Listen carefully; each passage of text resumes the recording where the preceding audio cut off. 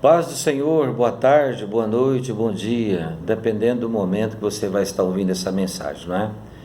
Meus amados, eu passei um bom período da tarde nessa quarentena, né? Estudando o livro de Neemias. É claro que eu tenho meia hora, conforme vocês sabem, e durante meia hora não é possível passar todas as revelações gloriosas que Deus nos deu para passar para os irmãos, não é? Talvez num outro momento eu daria a segunda parte. Vou colocar lá na mensagem como parte 1, porque eu acredito que virá a parte 2, tá bom? E vou ler aqui, mas antes de ler, vamos fazer uma oração. Senhor Deus, em nome de Jesus, mais uma vez, a sua iluminação e a sua inspiração é fundamental. Sem isto não tem como ministrar a tua palavra. Que a graça do Senhor esteja conosco. Quem está ministrando, eu que estou ministrando e aqueles que estão ouvindo. Que a bênção do Senhor esteja sobre todos nós, em nome de Jesus. Amém?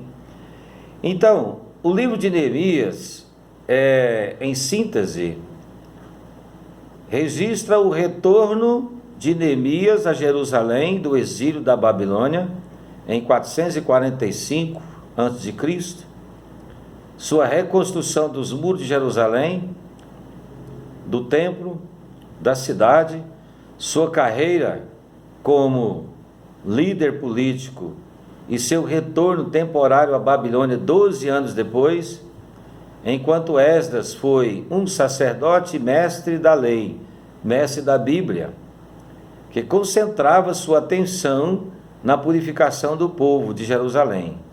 Neemias foi um estadista e um construtor, né, que concentrou sua atenção na proteção do povo de Deus. Tá certo? Então, cada um tinha a sua função, mas ele era tipo um líder principal, partiu dele. E como que começou essa história? Vamos ler aqui a Bíblia Sagrada, que Neemias, ele recebe na sua casa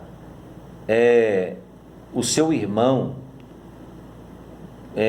com seus amigos ou compatriotas de Israel, e ele pergunta, como que vai o nosso povo? E eles contam para ele que está tudo destruído, tudo acabado.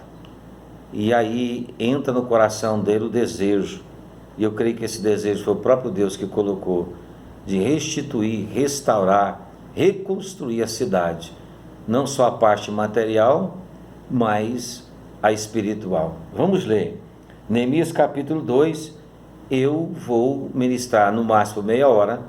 Se não conseguirmos, como eu já havia dito antes, se eu não conseguir ministrar, que eu acho que não vou conseguir, então a gente divide em duas partes. Parte 1 hoje, meia hora, parte 2 depois, mais meia hora para concluir. Porque é muito rico de revelação, coisas que nos ajudam muito na obra de Deus, principalmente para aqueles que estão com problemas que você precisa de liderar e não sabe como. Vou te passar os pilares certinho, como você conseguir restituição, restauração de tudo que você precisa ser restaurado ou restituído. Nos diz aqui na Bíblia, em Neemias capítulo 2, versículo 1 a seguir: no mês de Nissan, no ano 20º do rei Artaxerxes, uma vez posto o vinho diante dele, eu o tomei para oferecer e lhe dei. Ora, eu nunca antes estivera triste diante do rei. O rei me disse: por que está triste o teu rosto? Se não estás doente, tem de ser tristeza do coração, ou seja, da alma, né? Então temi sobremaneira e lhe respondi: viva o rei para sempre. Como não me estaria triste o rosto, se a cidade onde estão os sepulcros de meus pais está assolada e tem as portas consumidas pelo fogo? Ele responde o rei com uma pergunta: como eu deveria estar alegre? Como eu não estaria triste se a cidade dos meus pais estão tudo destruído? E nós sabemos que Deus chamou Neemias para um grande trabalho. E quando Deus chama, irmãos, qualquer um de nós, não só Neemias, mas você e eu e outros, para fazer a obra de Deus, você pode ter certeza que Deus vai te ajudar, vai te abençoar, vai te usar, vai te dar estratégia. Mas você pode ter certeza que o inimigo vai levantar. Então, a primeira coisa que o profeta, ou melhor, que o Neemias, não é, faz, ele vai para a oração. Mas continuando a leitura aqui, o rei responde para ele: e disse-me o rei, versículo 4: que me pedes agora? Agora. Então orei ao Deus dos céus. A oração mais rápida do mundo. Não sei. Então me responde, me pedes, o que me pedes agora? Aí tem uma interrogação, então, vírgula, orei ao Deus dos céus. Essa oração ele não chegou a falar, eu creio. Porque aqui ele faz a pergunta e Neemias já diz: orei a Deus, ao Deus dos céus, e disse ao rei. Não houve um espaço aqui para ele orar um tempo, foi rápido. E disse ao rei: se é do agrado do rei, e se o teu servo achou mercê em tua presença, peço-te que me envies ajudar a cidade dos sepulcros de meus pais. Ele usa muito essa palavra sepulcro dos meus pais aqui, para mexer com o sentimento do rei. Naquela época, quando se fala sepulcro dos meus pais, era coisa sagrada. Para que eu a reedifique. Então o rei, estando a rainha assentada junto dele, me disse: quanto durará a tua ausência? Deixa eu parar aqui um pouco para refletirmos juntos. Ele era copeiro do rei, mas não é copeiro de servir copo simplesmente, irmãos. Toda a alimentação do rei, como a bebida, era responsabilidade do copeiro. Porque naquele tempo se usava muito envenenar os reis. Então a vida do rei estava na mão do Neemias. Neemias era o cara de responsabilidade total. A vida do rei estava na mão do Neemias. E ele tinha essa preocupação. Por quanto tempo durará a sua ausência? Quando voltarás? Versículo 6. Aprove ao rei enviar-me, e marquei um certo prazo.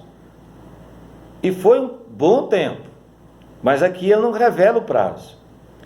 Ainda disse ao rei: se ao rei parece bem, dei-me cartas para os governadores da além do Eufrates, para que me permitam passar e entrar em Judá. Então havia barreiras pela frente. Havia outras autoridades pela frente que ele tinha que passar com documento, com carta, com autorização do Artaxerxes. Como também carta para Asaf, guarda das matas do rei, para que me dê madeiras para as vigas das portas da cidadela, do templo, para os muros da cidade, para a casa em que deverei alojar-me. E o rei me deu, porque a boa mão do Deus era comigo. Que maravilha! Irmão, você acredita que já está em 9 minutos o nosso áudio? Vamos dividir em 2 tempos esse livro de Neemias, para a gente aprender com ele? Então vamos. Então fui aos governadores da além do Eufrates e lhes entreguei as cartas do rei. Ora, o rei tinha enviado comigo oficiais do exército e cavaleiros, e estava bem protegido, bem enviado. Disto ficaram sabendo. Aqui começa o problema, irmãos. O capeta, o diabo tomou conhecimento da grande obra que Neemias faria de reconstrução de Jerusalém. Então aqui, irmãos, eu quero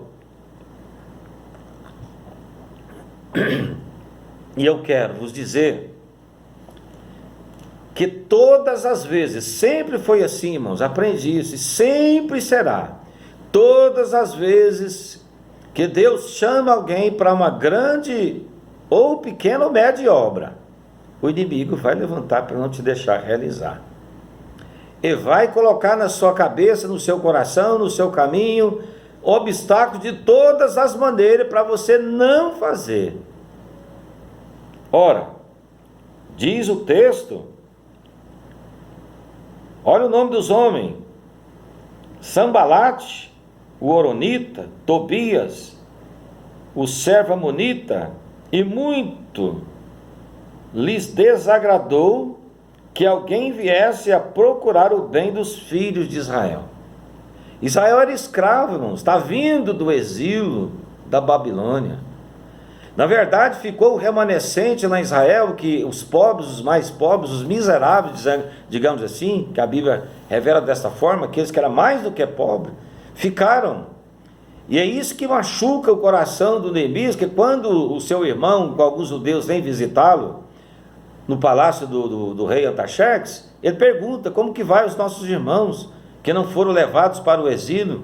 Pois estão passando necessidade, estão morrendo literalmente, espiritualmente, materialmente, estão pobres, miseráveis.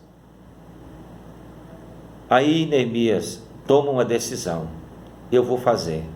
Mas ele, irmãos, a primeira coisa, quando Deus chama alguém para restituir, restaurar, refazer, reconstruir alguma coisa, seja qualquer coisa, se você está com seu casamento bagunçado e quer restaurar ele, mas você vai ter barreiras.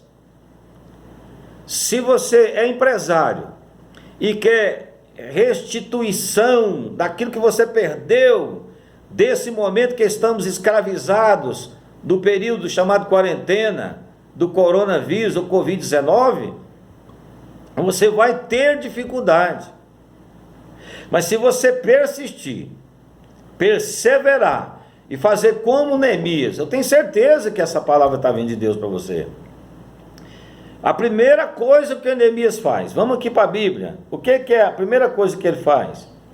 Ele confessa, ele vai para a oração, ele ora 4 meses, para Deus repreender todos os impedimentos, para Deus abrir portas para ele restituir, reconstruir Israel, tanto físico, material como espiritual. O templo foi destruído, as casas se tornaram monturo, os muros também, virou lixo a cidade. Ele sabia do grande desafio que ele tinha pela frente, e ele vigiou o tempo todo e orou o tempo todo. 4 meses de oração, e antes de tudo, ele faz confissão pelos pecados dele, dos seus pais, dos seus irmãos, do povo de Israel. Ele confessa: Deus, nós estamos no exílio, porque Israel pecou contra a tua palavra, deixando os princípios, os mandamentos da sua palavra.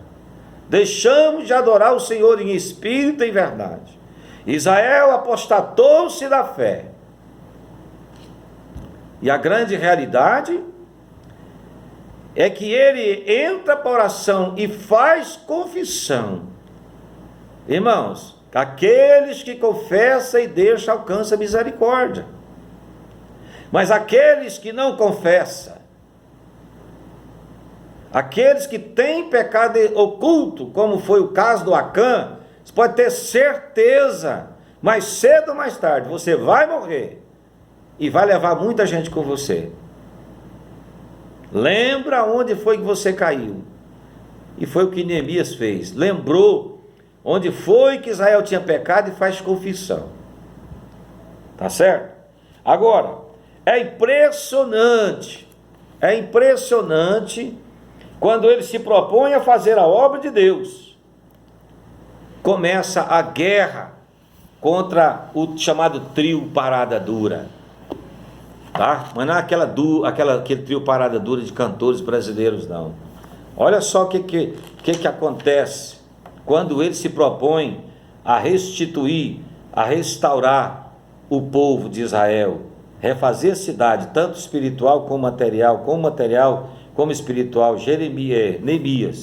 Neemias, capítulo 2, versículo 9 e 10.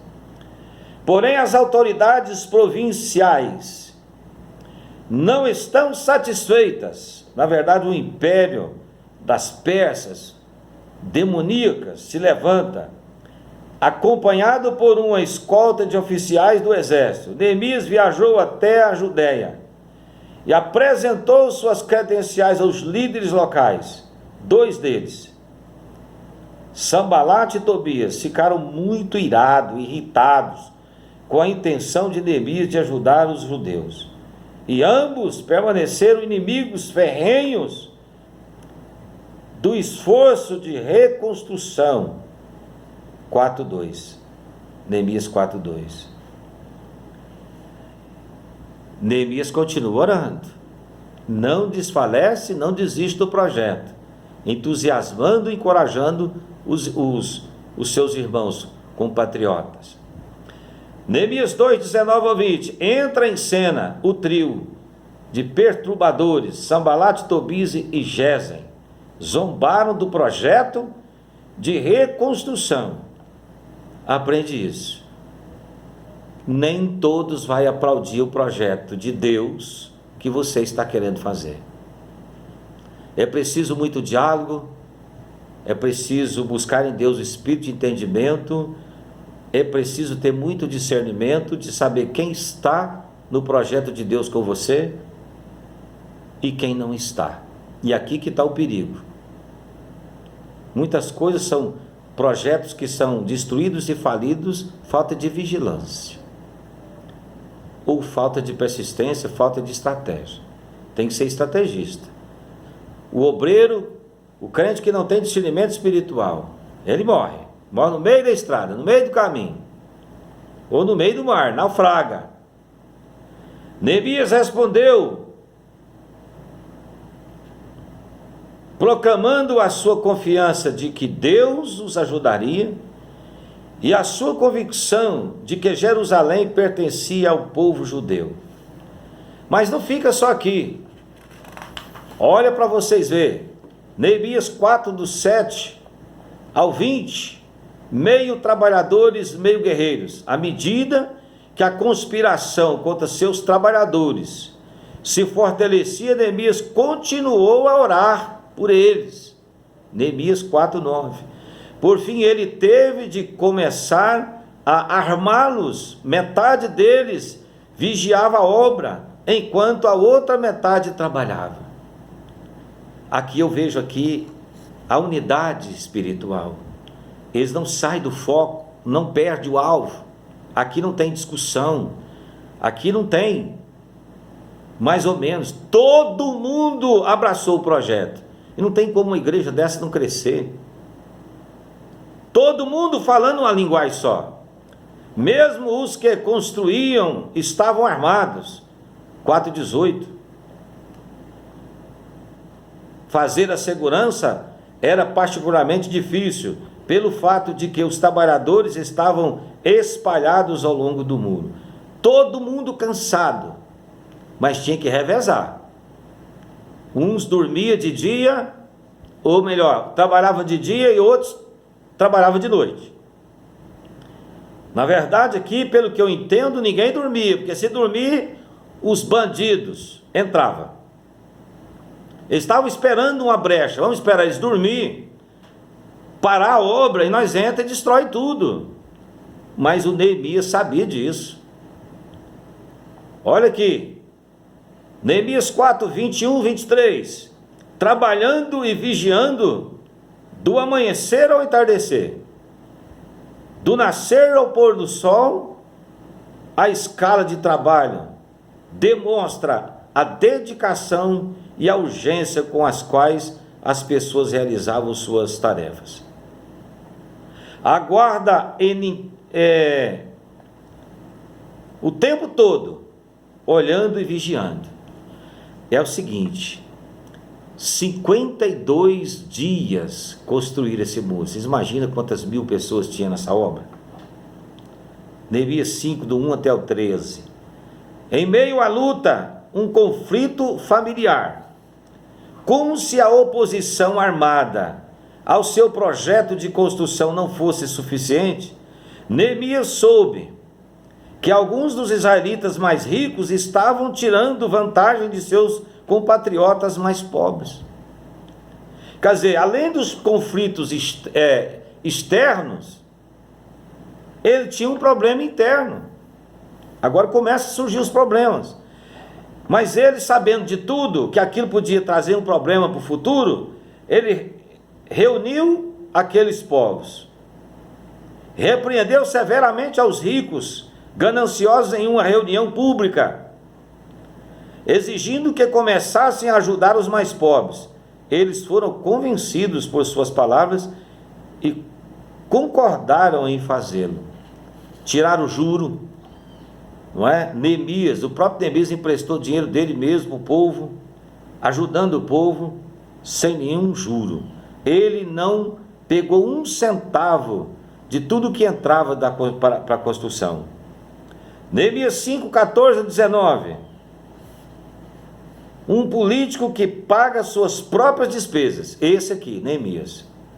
Neemias observou que sempre cobrara de si mesmo padrão elevado que cobrou dos ricos. Durante 12 anos de sua administração como governador, ele não recebeu salário e pagou pela alimentação de 150 de seus auxiliares. Neemias 5, 14, 17 a 18. Um bom exemplo por isso de hoje, né? Neemias capítulo 6, versículo 1 ao 4. 4 convites e ele recusa. Vamos ver esses convites? Todos os 4. Por 4 vezes os oponentes de Neemias o convidaram para que se reunisse com eles em um local fora de Jerusalém, percebendo Jeremias que era plano maligno para matá-lo. Ele não foi. Neemias 6, do 5 ao 9. E então uma acusação, mudaram a estratégia. Queria matar ele fora da cidade, agora muda a estratégia. Você está tentando a ser rei. A próxima tática de Sanbalate foi enviar uma carta a Neemias declarando que tão logo o muro fosse reconstruído, ele planejava proclamar-se rei de Judá e rebelar contra o rei Artaxerxes. Por isso que é importante a pessoa trabalhar dentro da legalidade. E o inimigo não para, irmãos. A estratégia vai mudando. Neemias 6, do 10 ao 14. A tentação do templo agora. Semaías, um falso profeta, contou a Neemias que seus inimigos estavam ameaçando matá-lo e sugeriu que ele buscasse refúgio no templo. Mas na verdade eles queriam matá-lo dentro do templo. Usar o templo para tirar a sua vida, para parar a obra de Deus. Deu para vocês entender o quanto o inimigo não desiste de tentar o cristão? Foi assim com Cristo, Mateus capítulo 4 e Lucas capítulo 4. Lá em Lucas 4 diz que o inimigo tentou Jesus o tempo todo. Sempre estava tentando Jesus. E nós? Não seremos tentados? Veja só. Tobias, no entanto, por intermédio de suas conexões internas com os judeus desleais, então agora Neemias passa a ter um problema interno. Até então ele não tinha, mas agora ele tem. Neemias 6, 17 e 18, o 13 do 4 ao 9, continuou a causar problemas, percebendo que ainda tinha inimigos, tanto dentro quanto fora agora da cidade. Neemias manteve a vigilância constante. Capítulo 7, versículo 1 até o 3. Então, meu amigo, e eu quero vos dizer, já é 24 minutos, e nós vamos para a segunda etapa na próxima mensagem, que você que foi chamado por Deus, você tem que ter convicção do seu chamado, como Neemias tinha. Ele relatou para os judeus tudo que Deus tinha dado a ele, contou tudo, que Deus, como Deus havia estado com ele em relação ao rei Artaxerxes. Porque foi lindo a forma que Deus usou o próprio rei para abençoar a vida dele. Porque veja bem, todos estavam ali no exílio, e agora o próprio rei abre mão para ajudar, para abençoar o Neemias. Ele conta isso para o povo, encoraja o povo é encorajado, mas no meio deles tinha os infiltrados, os politiqueiros, os que usam o nome de Deus em vão, que usa o nome da obra, mas é falso profeta, não quer o bem, de verdade não quer o bem de ninguém, principalmente de Neemias. E outra coisa, havia interesse política suja de Tobias, Sambalate, do Gesem. Esses camaradas, alguns deles era governador de Samaria. Me parece que Tobias, um deles era governador lá em Samaria. Então eles tinham interesse, eles não tinham interesse. A reconstrução de Israel tiraria os judeus da escravidão das mãos deles. Eles tinham uma visão de que se eles concordassem, eles iam perder campo político, ia perder impostos, ia perder mão de obra de graça. Mas graças a Deus que Neemias persistiu e perseverou. Vamos lá. E eu vou voltar na parte 2, e eu quero deixar aqui, marcado aqui, e a gente vai continuar falando sobre a restauração e a reconstrução, porque tem muita coisa boa aqui pela frente, né? Vou deixar aqui marcado, para a gente voltar com essa palavra, e concluir aqui, nessa parte aqui, que está aqui, que eu anotei aqui para falar para você. Eu tenho 3 minutos e meio, eu acredito que vai dar tempo. Olha aqui para mim. Reconstrução, o muro. Vamos lá, 4 coisas. Muro, portas, templo, Jerusalém, a cidade. E aqui eu concluo aqui. O muro, o que o muro representa? A proteção da nossa alma. Nós temos a porta, aqui pode entrar, isso que eu estou à porta e bato, aqui pode entrar o que eu permiti entrar aqui dentro, que aqui na porta, como porta, que aqui entre só as coisas de Deus. E eu tenho a coluna, o que é a coluna? Estou falando de construção, de reconstrução. A coluna representa, tem que ser, a coluna é a vida de oração, que traz proteção, sustentabilidade. Sem coluna a casa cai. E eu tenho aqui o templo. O que é o templo? Agora fazendo analogia, o templo é a presença do Espírito Santo na minha vida. E eu tenho aqui a cidade de Jerusalém. O que a cidade de Jerusalém representa? A nossa alma. Que maravilha! A nossa alma, onde reside, todas as coisas estão na nossa alma. Então eu estou fazendo aqui uma analogia dessa construção. O muro traz proteção para a nossa alma. E esse muro tem que ser bem construído, com colunas fortes. As portas tem que ser forte. A coluna é a vida de oração, que traz proteção e sustentabilidade para nossas vidas. E o templo, que somos nós, a presença do Espírito Santo. E a Jerusalém, a nossa alma, onde habita todas as bondades, todas as coisas, todos os dons. Tudo que é bom tem que habitar na Jerusalém, que somos nós. Nós somos cidade de Deus, é aqui que Ele habita, até que venha a nova Jerusalém, o novo céu e a nova terra, é aqui, é aí no seu coração que Ele habita. Estou fazendo uma analogia bíblica aqui agora, dessa história linda de Neemias, trazendo para a nossa vida espiritual, que você construa ou reconstrua o seu muro. Às vezes não é fácil, mas você tem pessoas que te ajudam, você tem a mim que te ajude, você tem outras pessoas que podem te ajudar na reconstrução do seu muro, tá certo? A porta, a construção dessa porta, essa coluna, que é nossa oração, orando uns pelos outros, o templo do Espírito Santo que somos nós. Ei, não desanime, vamos restaurar, reconstruir, estamos saindo da escravidão do coronavírus e voltaremos para o templo com mais alegria de Deus no meu coração, no seu coração. Que Deus te abençoe, que Deus te guarda, em nome de Jesus. Voltaremos na parte 2, na próxima mensagem. Fui, que Deus te abençoe, em nome de Jesus.